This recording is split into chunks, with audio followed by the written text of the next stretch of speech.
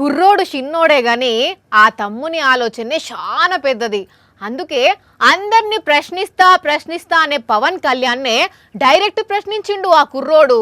ఆలోచన చేయాలి అని సలహా కూడా ఇచ్చిండు. మరి ఇంతకు ఆ తమ్ముడెవలు, పవన్ కళ్యాణ్ దేని మీద ప్రశ్నించిండు అనేనా మీ డౌటు? అయితే చలో చూసేయండి.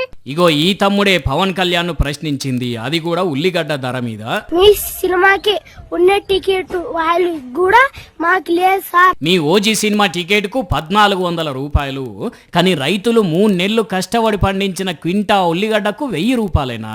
కుర్చీలో కూర్చుండి చూసే సినిమా టికెట్ కు వచ్చిన ధర కూడా ఉల్లి రైతుకు రాకపోతే ఎట్లా అని అందరూ ఆలోచించేటట్టు గట్టిగా అడిగిండు. పవన్ కళ్యాణ్ సార్ గారి సినిమా దాని టికెట్ వచ్చేసి 1400 అంట ఫ్రెండ్స్. కుర్చీ మీద కూర్చుకొని చూసేదానికి 1400 అంట టికెట్ ఫ్రెండ్స్. ఆ రైతులు ఎండనక వాననకని 3 నెలలు కష్టపడి పండిస్తే ఉల్లిగడ్డ కింటం 1000 రూపాయలు కానీ ఫ్రెండ్స్.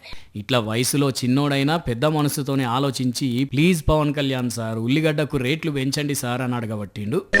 రేట్ పెంచండి సార్, అప్పులు పాలవుతున్నారు అందరూ. అంతేకాదు పెంచుతారనే నమ్మకం ఉన్నదని కూడా అనబట్టిండు. ప్లీజ్ సార్ రేట్ పెంచండి సార్, అప్పులు పాలవుతున్నారు అందరూ. ఇప్పుడు ఈ తమ్ముని వీడియో సోషల్ మీడియాలో వైరల్ అయ్యేసరికి ఈ తమ్మునికున్న ఆలోచన కూడా లేకపోయే ఈ సర్కారుకు అని కొందరు అంటుంటే, ఇప్పటికైనా ఉల్లి రైతులకు న్యాయం చేయాలి అని ఇంకొందరు అంటున్నారు. కానీ సమస్య ఏమో పెద్దది, వయసేమో చిన్నది, అయినా కూడా చేతిలో సెల్ ఫోన్, గుండెల నిండా ధైర్యం ఉంది.